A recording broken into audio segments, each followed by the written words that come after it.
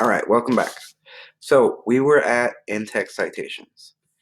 In-text citations, again, are these little markers.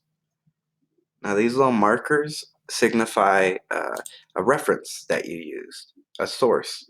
So from these in-text citations, that a reader would be able to go into your references and find whichever reference or source you used for that in-text citation. So the reason to use in-text citations are to support your ideas or writing. So your writing isn't just opinionated based on anecdotal information or stuff that you heard from somewhere at some time. It's concrete data or publishing that is from a scientific source that supports your ideas and thoughts and words. So here, there's a couple different citations.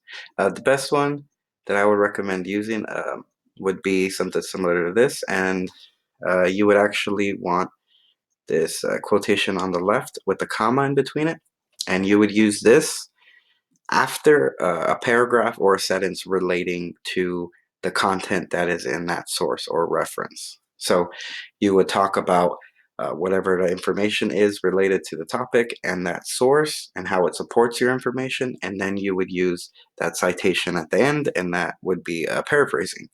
You don't want to use the source's own words word for word. You don't want to go into a paper, a published paper, and copy and paste into your writing and put quotations on it, because that just won't work. That's plagiarism. So you want to avoid that. You want to read the content of the source or the reference, and then write your own thoughts onto the paper, paraphrasing that publication, and then you would cite it at the end of your writing. So there are variable different types of in-text citations. You kind of want to avoid using quotations because they do require page numbers, and it can get a little bit tricky. It can get a little advanced. So right now I would recommend paraphrasing other sources that you use for in-text citations. So yes, in this course, all major writings will require in-text citations. There will be major deductions if you do not have in-text citations in your paper. So make sure to review the other videos related to in-text citations, and be sure to use them as well as references in your papers. Okay, now going over writing style. Writing style related to APA style writing is a little different from the formatting. It is more so how you present your own writing, the body of writing. So as we go over it, this is what an essay outline would roughly look like. You would have an introduction. You would start off your first paragraph with background information and have a thesis statement related to your topic, and more so a statement, an argument related to the topic and where you stand on it. Not specifically to you, but more so the point of view that you are presenting. So you would present from one side or the other, but not so much as stating, I believe this or I believe that. It's more so the data indicates this, and that would be a better and more professional way of saying it in APA format and in writing style. So next, you would have your body of your paper, and they're pretty much supporting paragraphs. And at the end of your paper, you will have a paragraph for conclusion. It kind of goes over the background and the body of your paper and what you've concluded from your paper, what you want the reader to take away from reading your paper. So writing style. You want to always remember to use proper grammar, be specific, try to be unbiased related to the topic. You want to use fluid writing, transitional sentences, transitional paragraphs, target audience, professional wording, terminology as well. Terminology is important whenever you're writing about a specific subject. Scientifically argumentative. So you want to argue one stance of it, or even if you want to argue both or just be completely unbiased, that's always beneficial. But for the most part, most papers are argumentative towards one side or another based specifically on what the data shows. So let me go back there. Okay, so your argument should be supported with credible data and sources. That's where the references and in-text citations come from. These sources support the content and the argument that you're making. Always write in third person. Now, third person is really important. Make sure you watch the video on third person writing.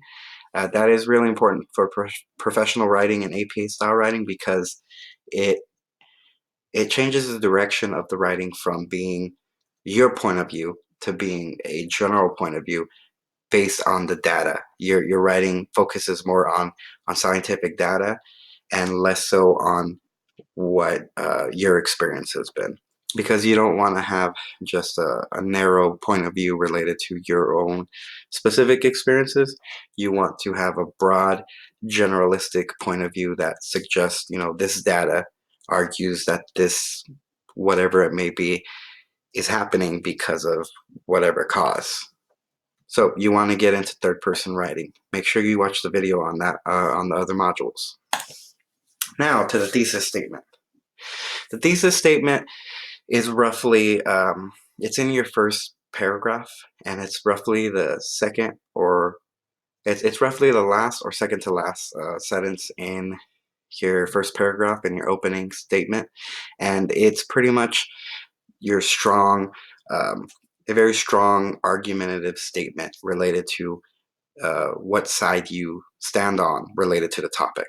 So it's your hard-hitting, starting a paper off strong, argumentative statement for your paper. It sets up the whole paper, so it's really important. And lastly, use credible resources. No Wikipedia. You need to make sure it's reliable and factual and scientific and valid. It should be peer-reviewed. It needs to be a scientific source used to support the article.